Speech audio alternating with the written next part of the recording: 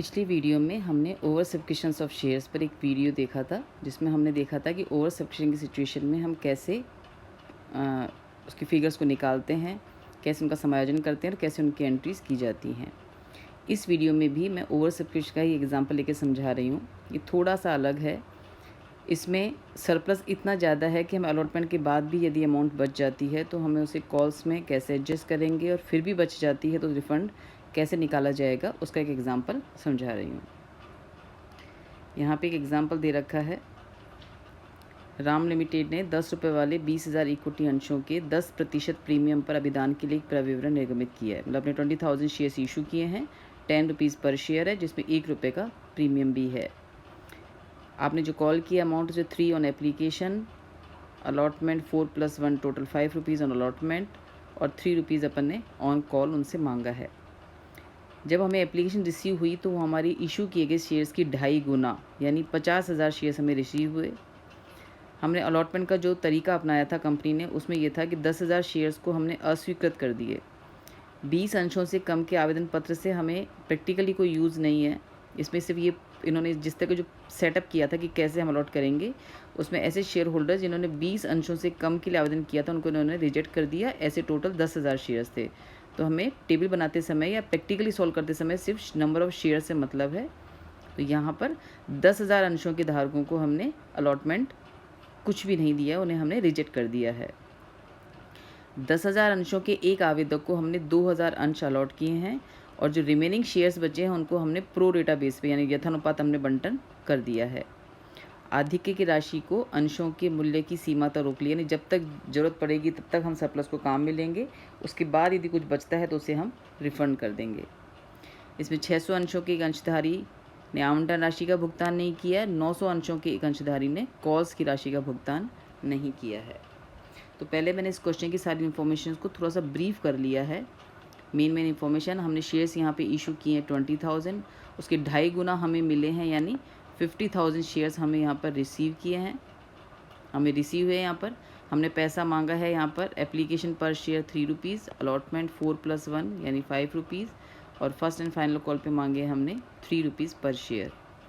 600 share holder ऐसा है जो हमारा अलॉटमेंट पे नहीं कर पाया है, और 900 शेयर होल्डर ऐसा है जो हमारा फर्स्ट कॉल मनी को पे नहीं कर पाया है। तो सबसे पहले मैं यहाँ पे टेबल बना रही हूँ। एक बात मैं बता देती हूँ आपको, यदि इस टेबल के अलावा भी कोई और तरीका आता है जिससे आप अपनी वैल्यूज़ को सॉल्व कर सकते हैं कि कितना पैसा हमने एडजस्ट किया है, कितना हमारा ड्यू है, कितना हमने रिफ़ंड कर दिया है, तो टेबल बनानी ज़रूरी नहीं है। लेकिन वर्किंग नोट्स में वो कैलकुलेशन शो करनी ज़रूरी है कि आपने किस तरह से एडजस्टमेंट के अमाउंट को और रिफ़ंड के अमाउंट को निकाला है। यानी वर्किंग नोट्स आपको शो करना है, वो आपकी चॉइस है। आप उसको टेबल फॉर्म में दिखाते हैं या उसको आप अलग अलग सॉल्व करके दिखाते हैं।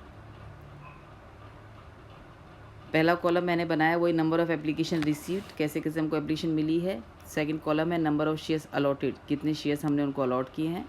इनका जो डिफरेंस होगा उसको एप्लीकेशन मनी पर शेयर से मल्टीप्लाई करके निकाल लेंगे हम एक्सेस मनी। एक्सेस मनी आने के बाद देखेंगे हम उसको कैसे कैसे यूटिलाइज़ करेंगे। तो सबसे पहले हम अलॉटमेंट ड्यू करते हैं, तो अलॉटमेंट ड्यू निकाल लेंगे। जितने शेयर्स हमने उनको अलॉट किए हैं, यानी सेकंड कॉलम के शेयर्स को अलॉटमेंट पर शेयर से मल्टीप्लाई करके निकाल लेंगे हम अलॉटमेंट ड्यू। अब अलॉटमेंट से कितना एक्चुअली में हमें पैसा मिलेगा, उसमें हम एक्सेस मनी को काम में ले लेंगे। एक्सेस मनी को एडजस्ट करने के बाद यदि कोई अमाउंट बचती है तो हम एक्चुअल अमाउंट कॉल करेंगे अलॉटमेंट पे, जो हम निकालेंगे 5th कॉलम में, यानी 4 - 3 से।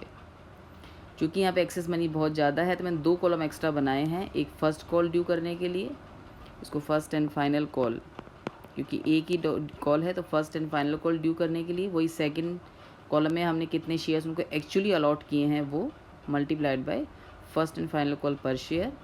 और 7th एक्सेस अमाउंट को एडजस्ट करने के बाद एक्चुअली में कितना पैसा हम उनसे कॉल कर रहे हैं कॉल्स पे, वो हमारा 7th में आएगा।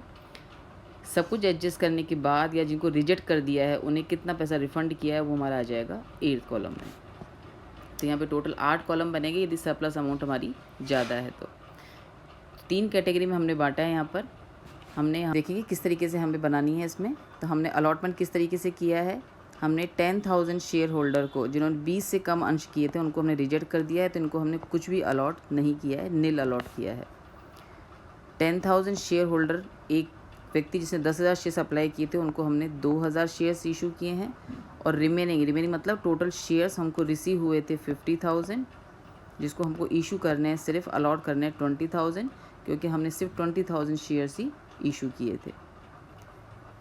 तो रिमेनिंग 50 में से 20 का हम एडजस्टमेंट दिखा चुके हैं, तो रिमेनिंग बचेंगे 30,000 की एप्लीकेशन और है हमारे पास, जिसको हम रिमेनिंग शेयर्स अलॉट कर देंगे।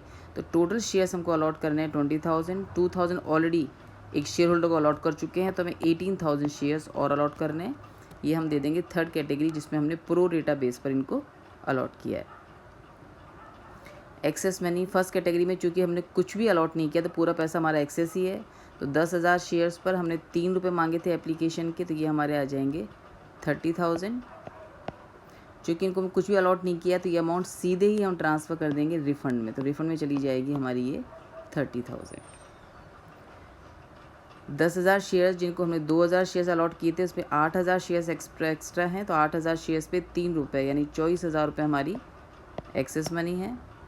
इसमें 12,000 शेयर्स पर 3 रुपये के अकॉर्डिंग 36,000 हमारी एक्सेस मनी है। तो टोटल एक्सेस मनी आ जाएगी हमारी यहाँ पर 90,000। अपने अलॉटमेंट ड्यू किया, अलॉटमेंट हमने मांगा था 4 + 1 5 रुपीज़ पर शेयर। तो यहाँ पर हमने 2,000 शेयर्स अलॉट किए हैं, तो 5 के अकॉर्डिंग यहाँ पे हम कॉल कर रहे हैं इनसे अलॉटमेंट पे 10,000। इसमें 18,000 शेयर्स अलॉट किए हैं, 5 रुपीज़ के अकॉर्डिंग इनसे हम कॉल करेंगे 90,000। इन टोटल हम पैसा कॉल कर रहे हैं अलॉटमेंट पर 1,00,000 रुपये। अब पैसा कैसे कैसे मांगेंगे, तो फर्स्ट देखिए कैटेगरी में 10,000 शेयर्स हमने हमारा ड्यू किया अलॉटमेंट, और इसकी जो एक्सेस मनी है वो है हमारे पास 24,000 रुपये, यानी ज़रूरत से भी ज़्यादा पैसा है। तो यहाँ पर जो सेकंड कैटेगरी की शेयर्स हैं, इस पे हमारी एक्सेस मनी जो हमारे पास रिटेन हमने कर रखी है वो है 24,000। इसमें से 10,000 रुपये हम काम में ले लेंगे एडजस्ट विद अलॉटमेंट। इसको हम एडजस्ट कर देंगे अलॉटमेंट के साथ, जिसमें हमको सिर्फ 10,000 रुपये चाहिए, यानी अलॉटमेंट का पैसा एडजस्ट करने के बाद भी स्टिल हमारे पास 14,000 रुपये का एक्सेस मनी बच रही है हमारी, जिसको हम कॉल्स में काम में लेंगे। और थर्ड कैटेगरी जो 30,000 शेयर्स हैं, उसमें 90,000 हमने ड्यू किया है, 36,000 हमारे पास एक्सेस मनी है। तो इनसे हमें कैश मांगना पड़ेगा, जो हमारा आ जाएगा 54,000। इनसे हम कुछ भी कैश कॉल नहीं करेंगे, क्योंकि इसमें सरप्लस मनी काफ़ी हमारे पास ऑलरेडी हमने रिटेन की हुई है। तो टोटल जो कैश हम कॉल कर रहे हैं वो हमारा आ जाएगा यहाँ पे 54,000। अब कोई व्यक्ति जो पे नहीं कर पाया है, तो हम इसमें से लेस कर देंगे calls in arrear. Calls in arrears हम निकालेंगे। 54,000 हमने कॉल किया अमाउंट 18,000 शेयर्स पर, क्योंकि थर्ड कैटेगरी का ही है। फर्स्ट को हमने रिजेक्ट कर दिया है, सेकंड में काफ़ी स्पेयर अमाउंट है, अभी भी रिटेन कर रखी है, इसे हम कुछ भी कॉल नहीं कर रहे हैं, तो यहाँ कोई डिफ़ॉल्टर होगा नहीं। तो डिफ़ॉल्टर हमारा कहाँ से हो जाएगा, प्रो रेटा वाली कैटेगरी में से।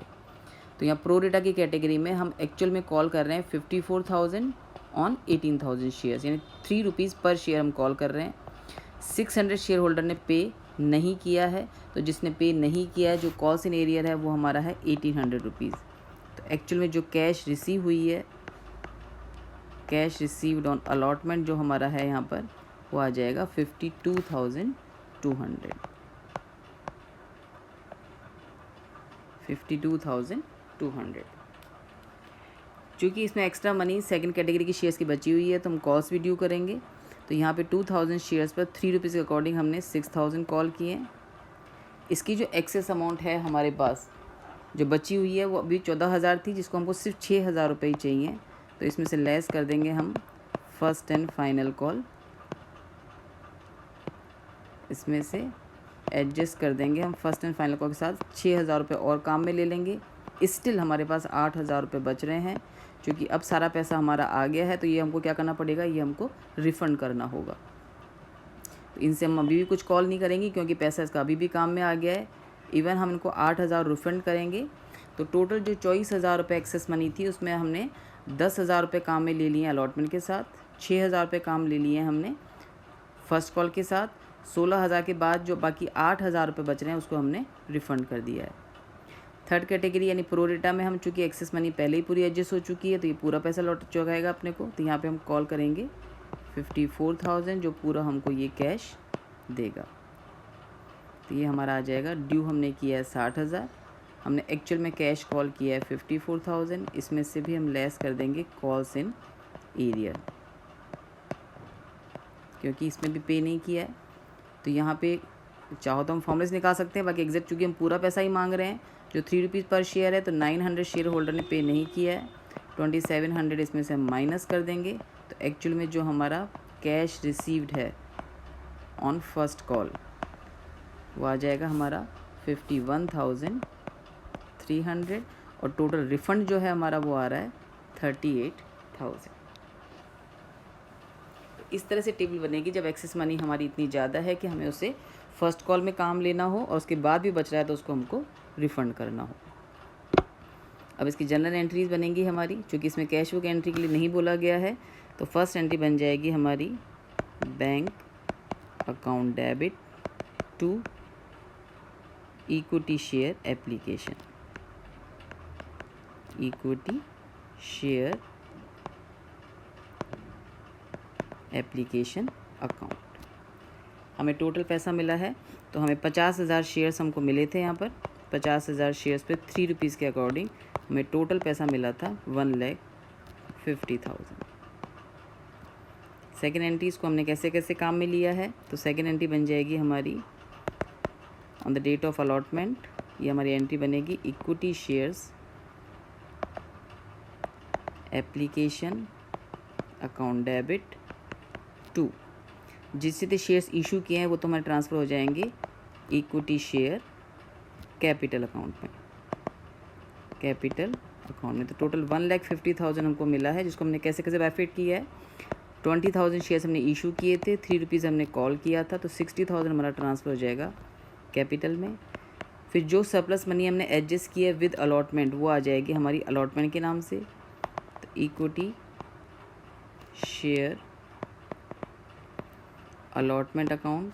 तो अलॉटमेंट में हमने एडजस्ट किया था, जो फिगर हमने एडजस्ट की थी वो 36,000 एडजस्ट किए है हमने थर्ड कैटेगरी में, और 10,000 एडजस्ट किए हमने, 10,000 तो हमने एडजस्ट किए हैं सेकंड कैटेगरी शेयर्स में, और 36,000 हमने एडजस्ट किए हैं थर्ड कैटेगरी में। टोटल हमने एडजस्ट किए हैं यहाँ पर अलॉटमेंट के साथ 46,000। अलॉटमेंट के साथ हमने यहाँ पे एडजस्ट किए हैं 46,000, जिसमें 36,000 है हमारे प्रोरेटा वाले और 10,000 है हमारे सेकंड कैटेगरी वाले। फिर जो पैसा एडजस्ट किया हमने फर्स्ट कॉल के साथ वो यहाँ पर हमारा कॉल्स इन एडवांस के नाम से आएगा टू एक नया अकाउंट। चूँकि कॉल्स का पैसा हमेशा जब भी एडवांस मिलता है तो एक नया खाता अपन रेज़ करते हैं, नया अकाउंट रेज़ करेंगे, इसका नाम रखेगा calls received in advance account. तो हमने कॉल्स इन एडवांस में एडजस्ट किया था यहाँ पे हमने 6,000 रुपये, ये हमारा आ जाएगा 6,000। जो हमने रिफ़ंड कर दिया है वो आ जाएगा हमारा बैंक अकाउंट, और रिफ़ंड हमने किया है टोटल 38,000। ये एंट्री बन जाएगी। टोटल पैसा जो हमको 150 मिला है, इसमें जितने शेयर्स इशू किए हैं उसमें एप्लीकेशन मनी से ट्रांसफ़र कर देंगे कैपिटल में। जितनी एक्सेस मनी हमने एडजस्ट की है अलॉटमेंट के साथ सभी कैटेगरीज के शेयर्स में वो आ जाएगी टू इक्विटी शेयर अलॉटमेंट। जितनी एक्सेस मनी हमने एडजस्ट की है फर्स्ट कॉल के साथ वो आ जाएगी कॉल्स इन एडवांस के नाम से, और जो पैसा हमने लौटा दिया वो आ जाएगा हमारा टू बैंक के नाम से, ये हमारा रिफ़ंड है। नेक्स्ट अलॉटमेंट ड्यू करेंगे, तो अलॉटमेंट ड्यू की एंट्री बन जाएगी हमारी equity share allotment account debit. चूँकि प्रीमियम भी है तो यहाँ पर equity share capital account and to securities premium account. तो हमने वही यहाँ पर 20,000 शेयर्स इशू किए थे, इसमें 4 रुपीज़ ये कैपिटल है और 1 रुपीज़ का हमारा प्रीमियम है। तो ये आ जाएगा हमारा 80,000, 20,000, टोटल 1 लाख। नेक्स्ट एंट्री बन जाएगी हमारी कितना पैसा हमको रिसीव हुआ है अलॉटमेंट पे, तो bank account debit to equity share allotment account. तो बैंक हम निकाल चुके थे, हमने यहाँ पर अलॉटमेंट पे हमने मांगा था 54,000, 1,800 हमको पे नहीं कर पाया था, तो एक्चुअल में पैसा जो मिला था वो था हमारा 52,200। तो ये एंट्री बन जाएगी हमारी 52,200 से, 52,200 से। फिर हम फर्स्ट कॉल ड्यू कर देंगे। Equity share first and final call account debit to equity share capital account. तो हमने 20,000 शेयर्स पर मांगे थे 3 रुपीज़, तो ये एंट्री बन जाएगी हमारी 60,000 से।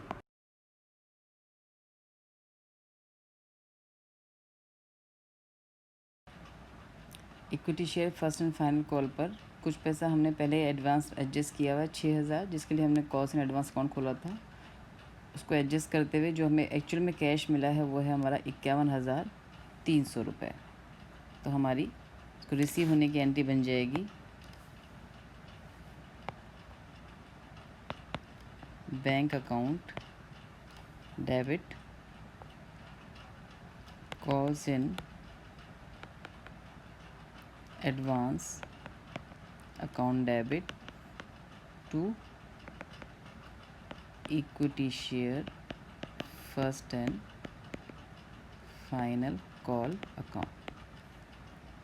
एडवांस जो हमने जिसके लिए अपने अकाउंट खोला था 6,000 रुपये, वो आ जाएगा। कॉल्स एंड एडवांस अकाउंट यहाँ पे क्लोज हो जाएगा। जो हमने एक्सेस मनी एडजस्ट की थी, कैश हमको मिला है यहाँ पर 51,300, तो टोटल हमारी जो फिगर आ जाएगी वो 57,300। क्योंकि यहाँ पे फॉरफीचर रीइशू की कोई सूचना नहीं है, तो उसकी एंट्री हमको यहाँ पे नहीं करनी है। तो इस तरीके से यदि कोई क्वेश्चन जिसमें सरप्लस अमाउंट इतनी एक्स्ट्रा हो कि हमें अलॉटमेंट के बाद भी पैसा बचता है, तो उसे किस तरीके से फ़र्स्ट कॉल में एडजस्ट करेंगे, और फिर भी यदि पैसा बच जाता है तो उसे रिफ़ंड किया जाएगा। उस स्थिति में टेबल हमारी कैसे बनेगी, किस तरह से हमें कैलकुलेशन करना है और कैसे एंट्रीज़ करनी है, वो हमने इस एग्ज़ाम्पल में देखा है। आज के लिए इतना ही।